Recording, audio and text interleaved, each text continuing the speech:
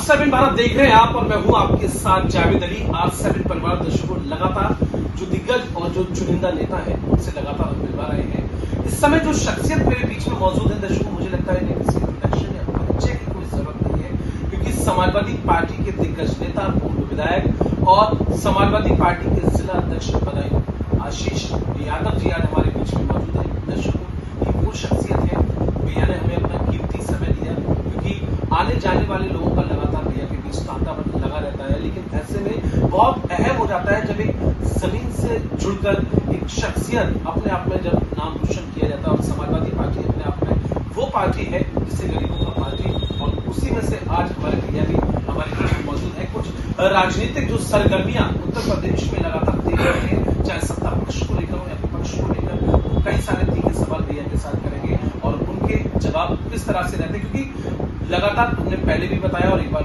फिर जिक्र करेंगे, अपने आप में आज वो शख्सियत हमारे बीच में मौजूद है। सर, सबसे पहले बहुत स्वागत है। बहुत आपका धन्यवाद जी। आपके माध्यम से हमारी बात जनता के बीच में पहुंच रही है, इसके लिए आपका बहुत बहुत thank you so much sir. Sir, हमने देखा, हम वेट किया आपका लगातार कीमती है, अमूल्य समय है, आने जाने वाले लोगों का तांता लगा रहता है, कई फरियादी आपके पास आते हैं और आपने किस तरह से उनका निस्तारण करते हैं। आप युवाओं के साथ साथ सर बुजुर्गों के भी अभी भी प्रेरणादायी बने हुए हैं और लगातार प्रेरणादायी रहे। ये सब उनकी मेरे ऊपर कृपा और मोहब्बत है, मेरे परिवार के ऊपर मोहब्बत है। मेरा परिवार हमेशा गरीबों के साथ, किसानों के साथ खड़ा रहा। मेरे पिता यहाँ मिनिस्टर रहे, मंत्री रहे, MLA रहे, मैं रहा, आज मेरा बेटा है। हम पूरा हमारा राजनीतिक परिवार है। हम सोचते हैं कि जो हमारे यहाँ है कम से कम निराश होकर न जाए, हम उसको सही बात बताएं, सही उसका जायज काम करवाएं। तो मैं उनके लिए बहुत सौभाग्यशाली समझता हूँ। बिल्कुल सर, बहुत अच्छे शब्दों का हमने इस्तेमाल किया। सर, बहुत अहम हो जाता है, उत्तर प्रदेश की जो राजनीति है चरम पर है, 27 में चुनाव है, लेकिन जो सत्ता पक्ष है, भारतीय जनता पार्टी है, वो वन नेशन वन इलेक्शन में लगातार जुटी हुई है। ऐसे में आपकी तरफ से क्या कुछ तात्पर्य है, क्या कुछ इसका तर्क रहने वाला है, क्योंकि भारतीय जनता पार्टी एक अलग सरगर्मी में जुटी हुई है जिसका विपक्ष लगातार विरोध कर। देखिए, हम लोगों ने बड़े कई 3 पीढ़ी तो मेरी हो गई, जिसमें हम लोग बचपन से लेके अब बुढ़ापे को हम भी जी कई दौर हमने राजनीतिक देखे। शायद ये दौर हमने कभी सोचा भी नहीं होगा और देखा भी नहीं। जिस वन नेशन वन इलेक्शन की आप बात कर रहे हो, मैं समझता हूँ ये वही चीज है जैसे आपने दीवार खड़ी कर दी, बिना दीवार के आप लिंटर डालना चाहते। बिल्कुल सर, बिल्कुल। उसकी कोई तैयारी नहीं है। आप कैसे वन नेशन वन इलेक्शन कर पाओ? क्या सपोज करो आप कहीं किसी प्रांत में कोई सरकार इस पर मोहम्मद की नहीं आई, फिर क्या दोबारा पूरे देश का चुनाव कराओगे? या देश की सरकार में कोई बहुमत नहीं हुआ तो क्या फिर पूरे प्रदेश का सब चुनाव कराओगे? वो कैसे संभव है? एक तो ये सिर्फ लोगों को उलझाने की एक बकायद है, जिसमें वन नेशन वन इलेक्शन कैसे आप कर पाओगे? उसका कोई तथ्य तो दो, उसका कोई आधार तो आप दो, जनता को बताओ तो कि हम ऐसे कराना चाहते हैं। इसका सोल्यूशन क्या होगा? क्या आपने एक प्रदेश में सरकार नहीं आई तो फिर क्या 5 साल राष्ट्रपति शासन रखोगे आप वहां? या देश में नहीं आई तो क्या राष्ट्रपति शासन रखोगे आप वहां? बिल्कुल सर। तो कैसे वन नेशन वन इलेक्शन का आधार क्या है? कुल मिलाकर इसका कोई आधार, कोई इसका महत्व तो है, मुझे नहीं लगता। बिल्कुल सर, बहुत अहम हो जाता है। सपा अध्यक्ष माननीय अखिलेश यादव जी, 27 में विधानसभा चुनाव है, हाल ही में लोकसभा चुनाव हुआ और एक बेहतर प्रदर्शन समाजवादी पार्टी के द्वारा लोकसभा चुनाव में किया। आपकी पार्टी, आपकी सरकार एक जमीन से जुड़कर चलती है, जो कि लगातार आपके नेताजी कहते हैं। युवाओं से लेकर बुजुर्गों से लेकर सबका साथ मिलता है। भारतीय जनता पार्टी लगातार ये कहती हुई नजर आ रही है और लगातार इस तरह के तर्क वितर्क सामने आ रहे हैं कि समाजवादी पार्टी सिर्फ सपने देख रही है, इस बार 27 में सुपड़ा साफ हो जाएगा, जबकि आपकी तरफ से सर पूरी तैयारी है कि किसका सुपड़ा साफ होने वाला है। देखिए, मैं आपको बताऊं, न तो इसको मैं तय कर सकता, न भारतीय जनता पार्टी तय कर सकती। इसको तय करेगी देश की और प्रदेश की जनता। बिल्कुल सर। और जब जनता ही तय करेगी तो सुपड़ा साहब तो हमारा 400 पार के नारा दे रहे थे, कहाँ चले गए उनके 400 पार? बिल्कुल सर। बंद ये बात सच है कि लोग हमारे अभी शिक्षित नहीं हैं। लोगों को जो मिलीभूत सुविधाएं हैं हॉलीवुड वो नहीं मिल पा रही हैं। इसके लिए बीच में हम लोग जा रहे हैं। हम लोगों ने फिर भी उस समय हम लोग चुनाव लड़े, मान लिया अखिलेश जी सरकार नहीं बना पाए, हमने कहा कि काम बोलता, हमारा काम नहीं बोला, लोगों की समझ में नहीं आया, पर उनका झूठ समझ में आ गया। बिल्कुल सच दब गया और झूठ इतनी मजबूती से बोला गया कि लोगों को वो झूठ सच लगने लगा, इसलिए हम लोग पिछड़ गए। आज फिर अपने सच को लेकर हम सामने जा रहे हैं। आज आम आदमी परेशान है। मैं ये राजनीति से हट के आपसे बात कर रहा हूँ। बिल्कुल सर। आम आदमी, आप किसी छोटे आदमी के, किसान के पास, मजदूर के पास, नौजवान के पास आप चले जाइए, एक किसान ऐसा बता दीजिए जिसने जब डीएपी का समय था तो डीएपी के लिए लाठी नहीं खाई है। जिस प्रदेश में, देश में किसान प्रधान देश है, देश की खुशहाली का रास्ता किसान की गरीबी की मेहनत होकर गुजरता है, और जब उस प्रदेश में डीएपी के लिए, यूरिया के लिए आप किसान लाठी खाएगा, तो आप बताओ कैसे बेहतर सरकार है आपकी। बिल्कुल। जबकि भारतीय जनता पार्टी तमाम ये नारे दे रही है कि हम किसानों के साथ हैं, किसानों के हित में, उनकी आय भी दोगुनी कर रहे हैं, उनकी तमाम जो है एमएसपी वगैरह तमाम वादे किए जा रहे हैं। बहुत सारी बातें आपके माध्यम से भी, सोशल मीडिया के माध्यम से भी, और हम लोगों ने मंच के माध्यम से भी भारतीय जनता पार्टी की चुनाव से पहले वाली भाषण आप उठा लीजिए। बिल्कुल सर, बिल्कुल। कहाँ गई किसान की दोगुनी आय? कहाँ चला गया हमारा बेरोजगारी का भत्ता? कहाँ चला गया हमारा 15 लाख? हम सब सवाल पूछते हैं, हमें दो, तब तो हम कहेंगे आप बेहतर काम कर रहे हो। बिल्कुल। आप झूठ बोल के बेहतर काम नहीं कर सकते। तो इसका मतलब ये जो इनका नारा है सबका साथ सबका विकास, वो सिर्फ एक हवा हवाई है। ये सबका साथ का है, सबका नाश और एक का विकास, ये नारा इनका होना चाहिए। इनको देखो ना, पहले आप अभी इतना बड़ा हादसा हमारे देश में पहलगाम में, उससे पहले आप जब मोदी जी पीएम नहीं थे, उससे पहले उनका भाषण सुन लीजिए। मुझे कुछ कहना नहीं है, बिल्कुल। वो सोशल मीडिया पे भाषण उनके वायरल हुए ना। आप जब प्रधानमंत्री बन जाओ तो आपका मानक निगाह दूसरी हो जाएंगी, आप जब प्रधानमंत्री नहीं रहोगे तो आपकी निगाह और भाषण दूसरे हो जाएंगे। सर, आपकी पार्टी के द्वारा या जो भी विपक्ष की पार्टियां उनके द्वारा जातिगत जनगणना को लेकर लगातार मांग उठाई गई, विधानसभा में, लोकसभा में लगातार मुद्दों को उठाया गया। पहलगाम में हाल ही में अभी हादसा हुआ जिसका सभी को दुख है, चाहे एक राजनीतिक स्टंट नहीं है, सभी को दुख है, सभी की आंखें नम है। उस पहलगाम के हमले के बाद भारतीय जनता पार्टी का इतना बड़ा ऐलान कर देना कि देश में जातिगत जनगणना की जाएगी, ये कुछ समझ नहीं आया। ये राजनीतिक स्टंट तो हो सकता है। देखिए, मैं आपको बताऊं जी, ये पहला बात नहीं हुआ। कई बार पुलवामा जब हुआ तब भी ये कोई उनका घोषणा आया, बहुत सारी बातें थी, नोटबंदी आ गई, कभी आ गई। ये जनता को भटकापन, में ये बात सच कह रहा हूँ, ये देश की लोगों की मांग थी।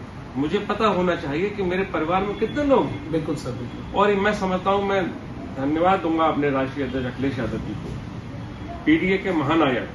बिल्कुल। उन्होंने ताकत की वजह से भारतीय जनता पार्टी ने जो कदम उठाया है, ये पीडीए की, हमारी महानायक अखिलेश यादव जी की पहली जीत है, और एक कदम हम लोग जीत की तरफ अग्रसर हुए हैं।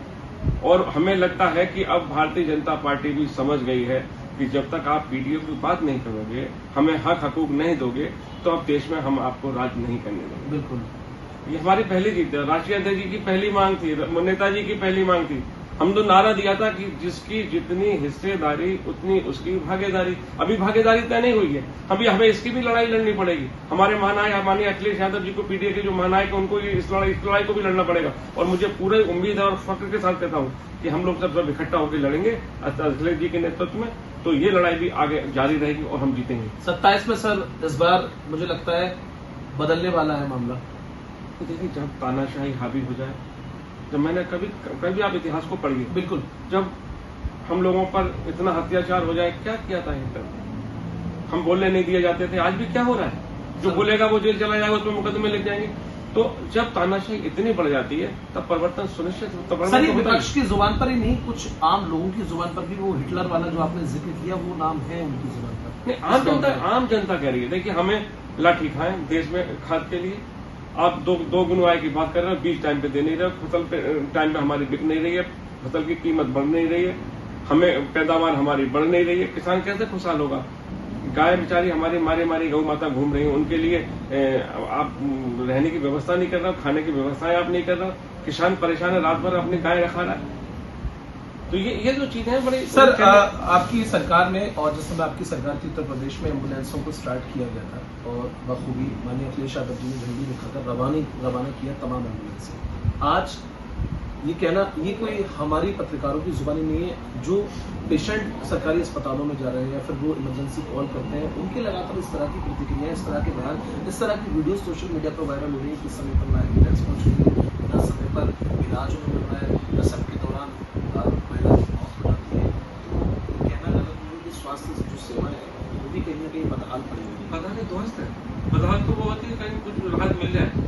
सीएससी बीएससी में डॉक्टर नहीं, दवाई नहीं, हम लोगों ने इतना बड़ा मेडिकल कॉलेज बदायूं में बनाया, बिल्कुल सर, इतनी बड़ी बिल्डिंग बना दी, वहाँ दवाई नहीं, डॉक्टर नहीं, छत टवक नहीं है, लिफ्ट बंद पड़ी है, चलाने वाला नहीं, वेंटिलेटर के लिए ऑपरेट करने वाला आदमी, मशीन है तो उन्हें चलाने वाला व्यक्ति नहीं, इस सरकार इंतजाम नहीं, दवाई का इंतजाम नहीं कर रही, डॉक्टर का इंतजाम नहीं कर रही। दूसरी बात, जहाँ अखिलेश यादव जी की सरकार, मैं भी उस समय एमएलए था, बिल्कुल उनकी सोच ये थी कि हमारी सुविधाएं नहीं पहुंच पाती हैं और पत्रकार भाई वहां पहुंच जाते हैं पहले, तो हमने ये उनका एक सपना था कि पत्रकार जब पहुंचे उससे पहले हमारी सुविधाएं पहुंच जाए, इसी को मद्देनजर रखते हुए उन्होंने एम्बुलेंस चलाई, हमने एम्बुलेंस नई खरीद के दी, गाड़ियां दी, सब कुछ दी, ये लोग तेल नहीं दे पा रहे उसको, ये उनको सही नहीं करा पा रहे। हमने 100 नंबर की गाड़ियां खरीद के दी, 100 नंबर चलाया कि आपसे पहले हमारा पुलिस वहां पहुंच जाए, राहत पहुंच जाए हमारे पीड़ित परिवार के पास, और आप समझ लीजिए वहां पे उनके लिए गाड़ियों के लिए आप डीजल नहीं दे पा रहे, ये आपकी फेलियर नहीं तो क्या है, ये लोगों को गुमराह नहीं कर रहे तो क्या कर रहे हैं, नंबर बदलने से कुछ 100 नंबर को आपने 112 कर दिया, हमें खुशी तब होती जब 100 नंबर की जगह 100 गाड़ी हो जगह 112 गाड़ी कर देते हैं। बहुत अहम बात आपने सर की है, बिल्कुल अहम शब्दों का इस्तेमाल किया गया, विपक्ष के नेता जरूर है, लेकिन इन शब्दों में कहीं ना कहीं वो ताकत और वो सच्चाई है जो आम जनमानस लगातार अपनी नग्न आंखों से देख रहा है। सर एक आखिरी सवाल करूंगा और बहुत महत्वपूर्ण सवाल है, सवाल मेरा यही, चूंकि आपके पास भी समय नहीं है सर, 27 में विधानसभा चुनाव होना है और आप सब कुछ देख रहे हैं, पूरे उत्तर प्रदेश के देश की राजनीति और देश की जो हालात हैं उनसे बखूबी वाकिफ हैं। अगर इस बार सत्ता आपके हाथ में आती है तो मुझे लगता है शायद फिर से बदलाव होने वाला है और जो बेकार व्यवस्था पड़ी हुई है, जर्जर व्यवस्था पड़ी हुई है, और उसमें फिर एक बार एक नया सुधार देखने को मिलेगा। बेशक देखिए, हमारा नेताजी रहे राष्ट्रीय अध्यक्ष अखिलेश यादव जी, हमारा द्वेष नहीं रहता किसी से, बिल्कुल हमारा काम रहता है कि हम जिस कुर्सी पर बैठे हैं उसको सुशोभित करें, उसके लिए जिस जनता के लिए हमने चुन के दिया उस जनता के लिए हम काम करें। ये सारे काम गिनाए, मैं तो 50 काम आपको गिना दूंगा, हजारों काम आपको गिना दूंगा जो राष्ट्रीय अध्यक्ष अखिलेश यादव जी ने किए अपनी सरकार में, और हमारा किसी से द्वेष नहीं। हम फिर काम सरकार को मौका मिलेगा, जनता मौका देगी तो हम फिर प्रदेश को उत्तम प्रदेश बनाने की कोशिश करेंगे, हम उसमें फिर अपनी वही कड़ी जोड़ने की कोशिश करेंगे। जो गरीब बेचारा सहूलियतों से भटक गया है उसे हम फिर वो सहूलियत देने का काम करेंगे।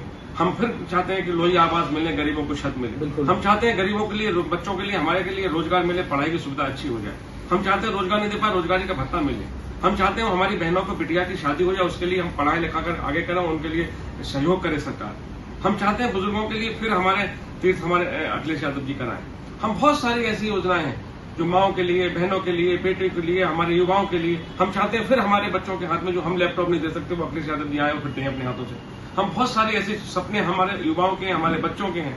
हमसे पूछते हैं हमारे बच्चे आके कि क्या हो गया, हमने कहा बेटा गलती हो गई, अब लोगों से नहीं दिया वोट, इसलिए हम दोबारा जब आएंगे फिर आपको लैपटॉप देंगे। बहुत सारी हमारी बहनें ऐसी हैं जो शिक्षा में वंचित हो रही हैं। बहुत सारे स्कूल, अभी तो स्कूल ही बंद करने, आप देख लीजिए स्कूल का हाल क्या है शिक्षा का। अपने जिले का, हमारे जिले का देख लीजिए आप, क्या हाल है, बद से बदतर है यहाँ। आप देख लीजिए मेडिकल कॉलेज का बद से बदतर है। जनता को इंतजार है सर, और इसका मतलब आपने भी अपने शब्दों का इस्तेमाल किया कि इस बार बदलाव सत्ता इसमें वही होगा जहां से समाजवादी पार्टी की शुरुआत हुई, और जो युवा लगातार अब मांग कर रहा है सपा को, वो फिर से बदलाव नहीं, जनता जाग रही है, हम लोग जगाने का काम कर रहे हैं पीडीए के माध्यम से। पिछड़ा दलित जितने भी पिछड़े हैं, पिछड़े का मतलब भारतीय जनता पार्टी तो पीडीए को लेकर बोलती है सब जाति बात नहीं, जाति नहीं, हम पिछड़ा वो है जिसको फलीभूत सुविधाएं जो उसे मिलनी चाहिए थी नहीं मिली।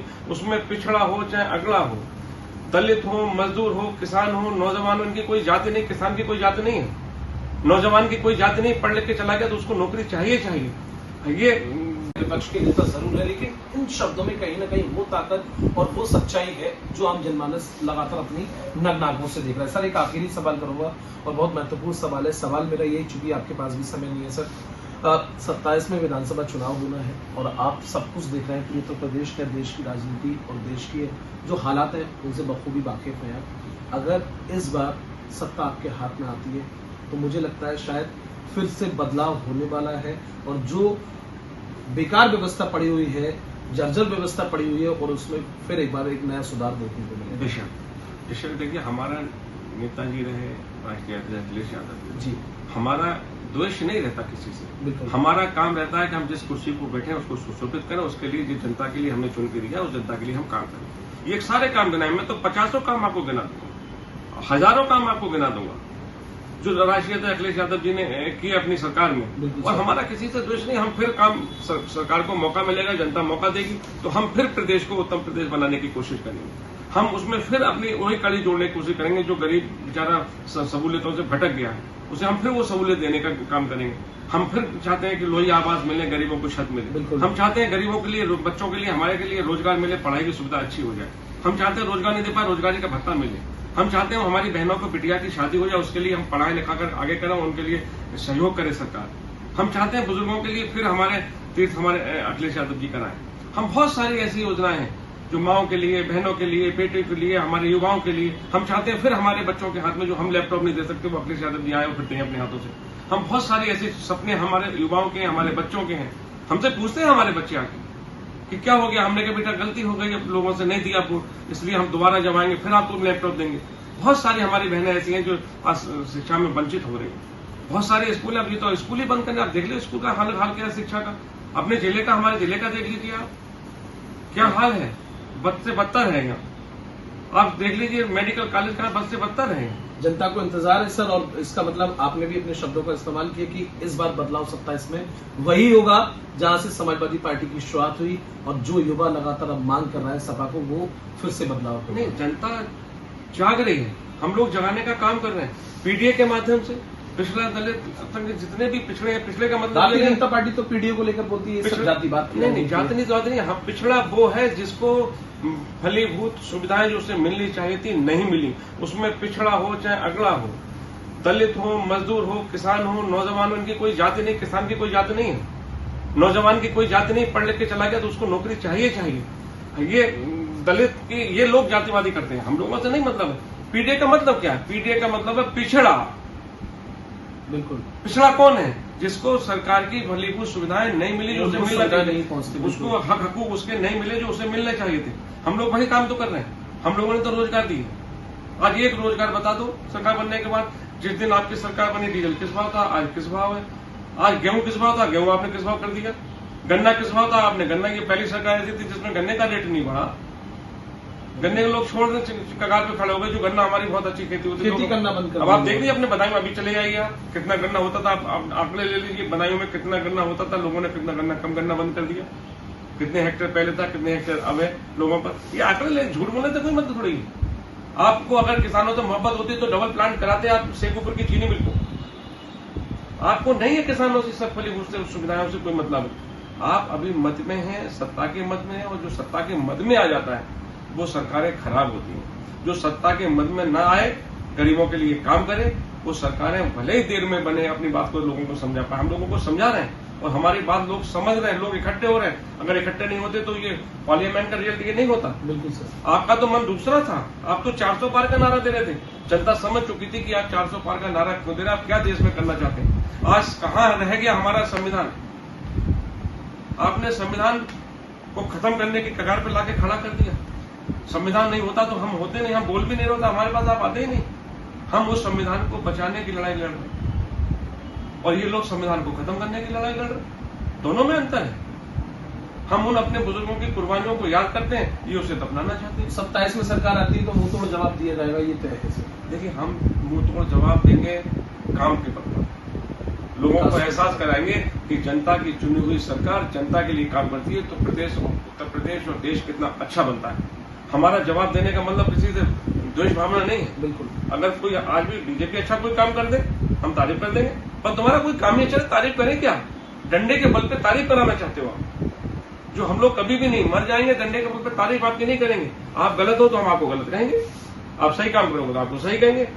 उत्तर प्रदेश को उत्तम प्रदेश बनाने की जो अखिलेश यादव की पहल थी, हम फिर उसी पे काम करेंगे। अखिलेश यादव जी आए तो गरीबों को रोजगार मिले, अखिलेश यादव जी आए तो हमारी माँ बहनों को सम्मान मिले, अखिलेश यादव जी आए तो हमारे देश को, प्रदेश को अच्छी सड़कें बनाए। हम तो हमारे सामने बता दो विधानसभा में हमने जो काम करे उसके बाद एक ईंट आपने लगाई हो। हमारा बेटा है, हम राजनीति जुड़े हुए, पूरे जिला हमारा है। हम देखते हैं, किसी आप चले जाइए किसी रोड पर, पूछ लीजिए कि ये रोड कब बनी थी और अब कब मरम्मत हुई है और कब होने वाली थी। तो ये सब आप देख लीजिए। आप अपने चैनल के माध्यम से, आप भी लोगों से, आपसे भी आग्रह है कि जनता की आवाज जो आप उठा रहे हो, इसके लिए आपकी बहुत बधाई। आप भी अगर आप दिखाएंगे, मैं तो समझता हूं कि अब लोग धीरे धीरे आप लोगों से भी खिन्न होते चले जाएंगे। बिल्कुल सर, बिल्कुल, ये सच्चाई है। बिल्कुल। जब कोई फैक्ट है। झूठ को सच में बदलने की कोशिश करता है तो लोग उसका बहिष्कार करते हैं। भारतीय जनता पार्टी का इसलिए बहिष्कार होगा कि वो झूठ को सच में बदलने के लिए झूठ पे झूठ बोले जा रही है। इसीलिए जनता ने मन बना लिया है कि 2027 में हमारा पीडीए का महानायक राष्ट्रीय अध्यक्ष अखिलेश यादव फिर से दोबारा स्पष्ट बहुमत की सरकार बनाने उत्तर प्रदेश में जा रहे हैं। आशीष यादव जी को सुना और एक एक शब्दों से अंदाजा लगा सकते हैं दर्शकों की इंतजार विपक्ष को पूरा है। अगर सत्ता परिवर्तन होता है तो फिर से प्रदेश को, देश को उसी राह पर, उसी बागडोर पर लाया जाएगा, क्योंकि युवा, किसान, बहन, बेटियां कहीं ना कहीं, जिस तरह से आशीष सर ने बताया, सिर्फ और सिर्फ उस राह में बैठी हुई है कि कब सत्ता परिवर्तन हो। कहीं ना कहीं लगातार इस तरह के मामले जो सामने आ रहे हैं उसी को लेकर तर्क वितर्क अभी रखा गया और एक एक शब्द सर ने जो कहा वो अपने आप में बहुत अहम हो जाता है और अपने आप में इन शब्दों का बहुत बड़ा दायित्व हो जाता है। अगला इंटरव्यू ठीक इसी तरह की शख्सियत को लेकर आपके बीच फिर हाजिर होंगे। कैमरामैन रिंकू के साथ मैं जावेद अली, R7 भारत।